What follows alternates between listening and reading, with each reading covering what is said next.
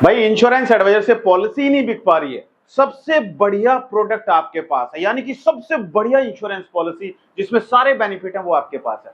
सबसे बढ़िया कंपनी में आप काम कर रहे हैं, लेकिन फिर भी आपकी इंश्योरेंस पॉलिसी नहीं बिक पा रही है। आखिर कमी कहां पर है, पता लगा ली भाई हमने। अब चिंता मत करो, आज इस वीडियो में हम आपको बताने वाले हैं कि आप चाहे कितना भी बढ़िया प्रोडक्ट रखें, किसी भी बढ़िया कंपनी में काम करें, लेकिन जब तक आपको क्लाइंट से बात करने का तरीका ही नहीं पता होगा तो आपकी पॉलिसी कभी नहीं बिकेगी। आखिर वो 10 फैक्टर कौन से हैं जो आप अपने क्लाइंट के पास जाके करेंगे, आज इस वीडियो में हम समझने वाले हैं। तो अगर आपका भी कोई प्रोडक्ट नहीं बिक रहा है ना, कोई पॉलिसी नहीं सेल हो रही है, तो वीडियो पूरी देख लो, फिर उसके बाद बताना कमेंट करके कि कैसी वीडियो लगी। आइए शुरू करते हैं वीडियो को, और सबसे पहले समझते हैं दोस्तों, एक इंश्योरेंस एडवाइजर। आप सब इंश्योरेंस इंडस्ट्री में एक इंश्योरेंस एडवाइजर को एक जो क्लाइंट है जिसने अपॉइंटमेंट दी है, ये अपॉइंटमेंट क्या उसको पहली बार में मिल गई कि क्लाइंट को फोन लगाया और क्लाइंट ने बोला जल्दी से आ जाओ भाई, जल्दी से आ जाओ, पॉलिसी दे दो, मुझे पॉलिसी चाहिए। ऐसा कभी होता है?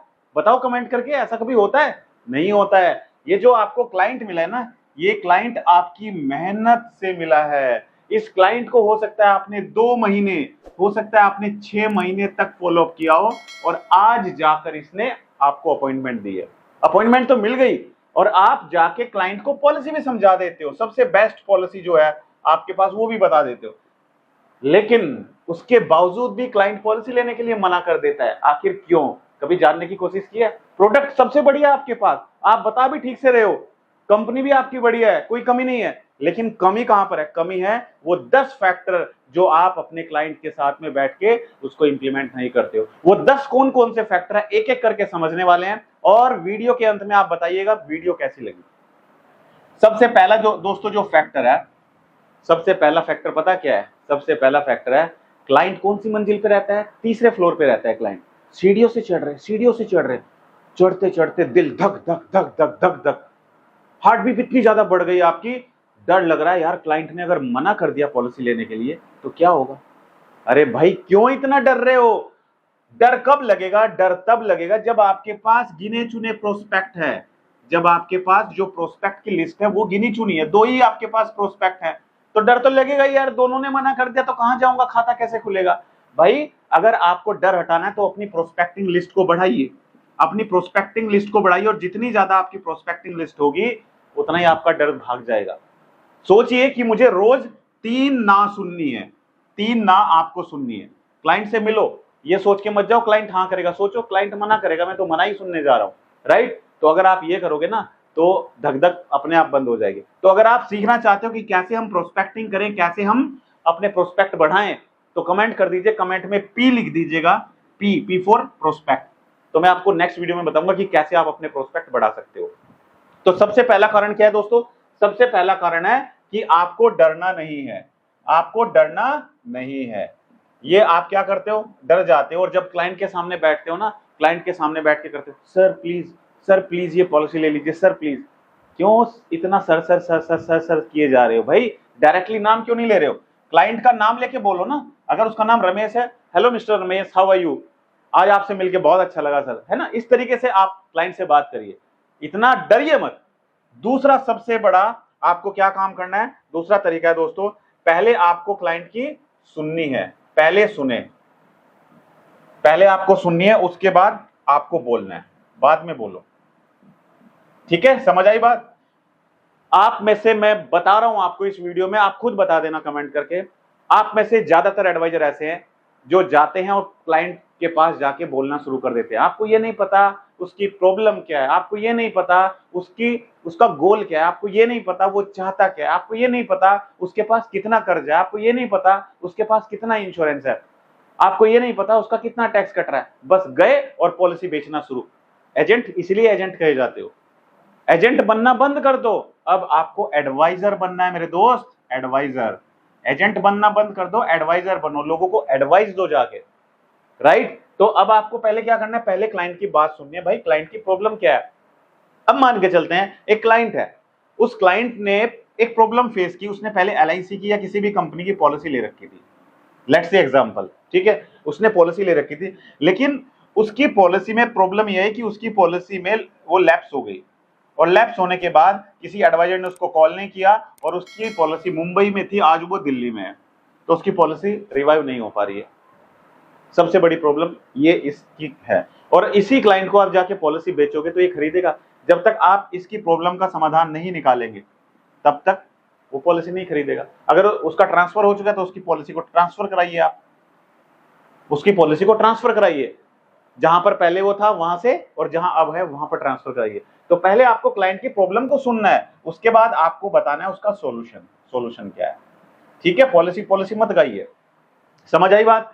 तीसरा तरीका कौन सा है? आपकी पॉजिटिव बॉडी लैंग्वेज होनी चाहिए। पॉजिटिव बॉडी लैंग्वेज यानी कि बहुत सारे एडवाइजर क्या करते हैं, चुपचाप, सर प्लीज, सर ये पॉलिसी है, सर हाँ सर इतना ही जमा करना है, हाँ सर इतना पैसा दे के सर इतना पैसा मिल जाएगा, सर प्लीज करा लो ना, सर प्लीज करा लो। बॉडी लैंग्वेज है ही नहीं कुछ। भाई स्माइल करो, चेहरे पे स्माइल होनी चाहिए, आई कांटेक्ट आपका प्रॉपर होना चाहिए। क्लाइंट को कोई बात मना करनी है या हाँ करनी है तो मुंडी को हिलाइए। ये यहाँ पे फेविकोल नहीं लगा हुआ कि ऐसे ही रहेगी, इसको हाँ में ऐसे करिए, ना में ऐसे करिए। तो अपनी बॉडी लैंग्वेज से दिखाइए। बॉडी लैंग्वेज का होना बहुत जरूरी है, जो आप नहीं करते हो। चौथा, आपको क्या करना है, सवाल पूछने आपको क्लाइंट से। क्या करने हैं? सवाल पूछने जो आप नहीं पूछते हैं। सीधे क्लाइंट को बोलना, सर पॉलिसी खरीद लो। ये ज्यादा अच्छा रहेगा, या फिर हम क्लाइंट से खुद उसके मुंह से निकलवाए कि हाँ भाई मुझे पॉलिसी की जरूरत है वाकई में। बताओ कमेंट करके, पहला तरीका बढ़िया है या दूसरा तरीका बढ़िया है? हम क्या करते हैं, हम पहला तरीका करते हैं।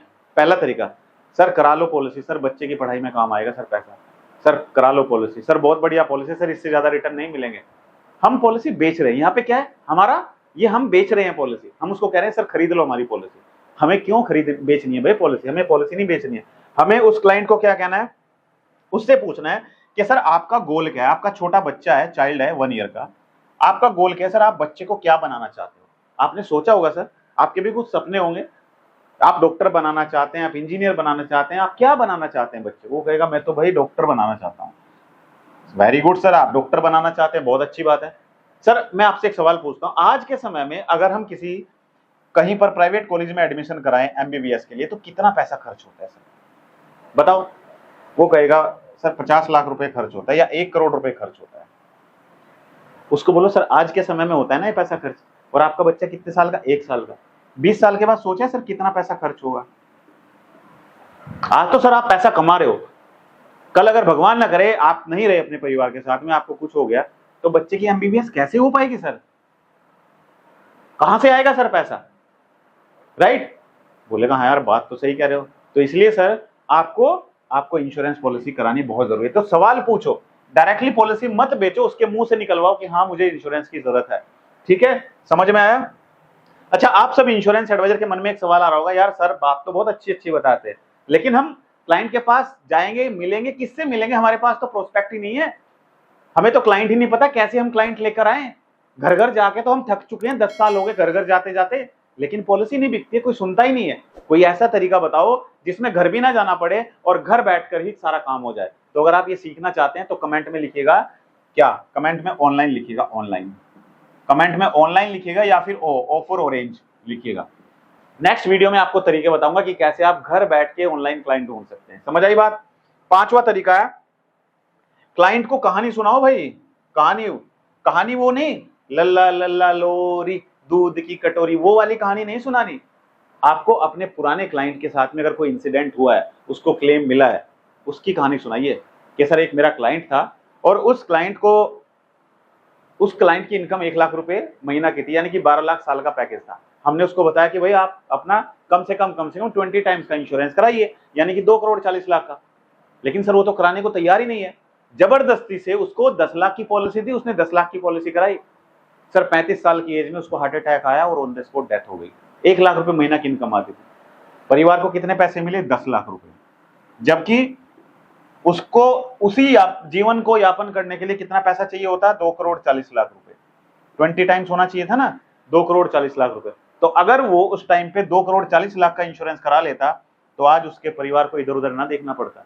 तो सर इसलिए जरूरी है, कल का कोई भरोसा नहीं है, हमें कहीं ना कहीं अपने क्लाइंट को कहानी सुनानी पड़ेगी, रियल स्टोरी सुनानी पड़ेगी। समझ आई बात? तो ये 5 फैक्टर हमने बताया आपको। छठा फैक्टर है भाई, ज्यादा इंग्लिश में बात मत करो। इंग्लिश का मतलब है क्लाइंट की जो लैंग्वेज है, जो क्लाइंट समझ सकता है, क्लाइंट की लैंग्वेज में बात करो। इंग्लिश, उर्दू, फारसी, इसकी बात नहीं कर रहा हूं। लैंग्वेज का मतलब है उस लैंग्वेज में बात करो जो क्लाइंट समझ पाए। आप बोले जा रहे हो सर सम एश्योर्ड इतना है पॉलिसी में, सर सम एश्योर्ड इतना है, सर सम एश्योर्ड इतना है। अरे भाई उसको समझ ही नहीं आ रहा है सम एश्योर्ड होता क्या है, ये भला क्या है सम एश्योर्ड की। तो क्यों आप इतना टेक्निकल वर्ड यूज कर रहे हो? उसको सीधे सीधे बताओ कि सर आपको मैच्योरिटी पे इतना पैसा मिलेगा, ठीक है सर आपका इंश्योरेंस कवर इतना है, अगर कल को कुछ हो गया तो 20 लाख रुपए मिलेंगे इंश्योरेंस के। सीधे सीधे बताओ, ज्यादा टेक्निकल वर्ड यूज मत करो, ठीक है। पॉइंट नंबर 7 है दोस्तों, हमेशा पॉजिटिव फ्रेमिंग में बात करें। कैसे? पॉजिटिव फ्रेमिंग में बात करें। आपको अपने क्लाइंट को ये नहीं बताना है कि सर अगर आपने पॉलिसी नहीं ली तो आपको ये नुकसान होगा। कहते हो ना सर पॉलिसी ले लो, अगर सर आपने पॉलिसी नहीं ली तो आपको इतना ये नुकसान हो जाएगा, ये नहीं बताना है हमें कहना है सर ये पॉलिसी लेकर आपके बच्चे का फ्यूचर हमेशा सुरक्षित रहेगा। समझ आई? दूसरे में और पहले में फर्क है। पहले में आप क्या कह रहे हो? पहले में आप कह रहे हो कि सर अगर आपने ये पॉलिसी नहीं ली तो आपको नुकसान होगा। वो कहेगा भाई क्या नुकसान होगा मुझे?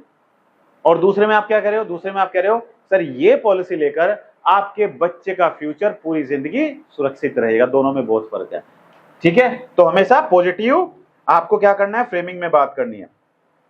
इसके बाद दोस्तों हमने 7 पॉइंट डिस्कस कर लिए इस वीडियो में। बाकी के बचे कितने पॉइंट? 3 पॉइंट। तो अगर आप चाहते हैं कि हम बाकी के 3 पॉइंट भी आपको बताएं तो आप कमेंट में 3 लिखिएगा, कमेंट में 3 लिखना, तो हम नेक्स्ट वीडियो में बाकी के बचे हुए 3 पॉइंट भी आपको बताएंगे, राइट। दोस्तों यहां तक वीडियो आपको कैसा लगा कमेंट करके जरूर बता दीजिए। दोस्तों इस वीडियो में एक डिस्क्लेमर देना चाहूंगा, ये वीडियो सिर्फ एजुकेशनल पर्पस से वीडियो बनाई गई। अगर आपको कोई भी इन्वेस्टमेंट करनी है तो इन्वेस्टमेंट करने से पहले एक फाइनेंशियल एडवाइजर से जरूर सलाह लें और पॉलिसी की टर्म एंड कंडीशन को ध्यानपूर्वक पढ़ें। अब बात करते हैं दोस्तों, बहुत सारे एडवाइजर हैं, उनके मन में सवाल चल रहा होगा सर कुछ ऐसा तरीका बता दो जो हम डिजिटल मार्केटिंग सीख लें। तो आपके लिए गुड न्यूज है भाई, आप सबके लिए हमारा डिजिटल मार्केटिंग कोर्स लॉन्च हो चुका है।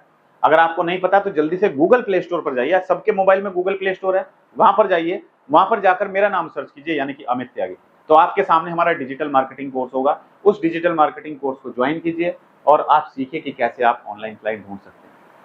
इस वीडियो में इतना ही, और अगर आप चाहते हैं किसी दूसरे टॉपिक के बारे में हम वीडियो बनाए तो आप कमेंट कर दीजिए कि सर मेरे सामने तो ये दिक्कत आती है, इसके बारे में वीडियो बनाइए, तो हम आपको उसके बारे में वीडियो बना कर देंगे। इस वीडियो में इतना ही, मिलते हैं अपनी अगली एक और दिलचस्प वीडियो में। आप सभी का बहुत बहुत धन्यवाद। जय हिंद, जय भारत, वंदे मातरम।